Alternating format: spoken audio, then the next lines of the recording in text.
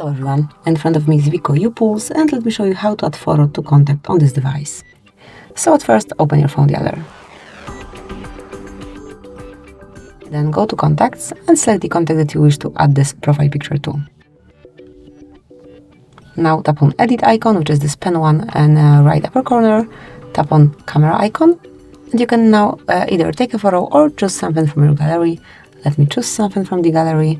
Select the gallery or photos, it's up to you obviously. Now pick the picture that you want to apply.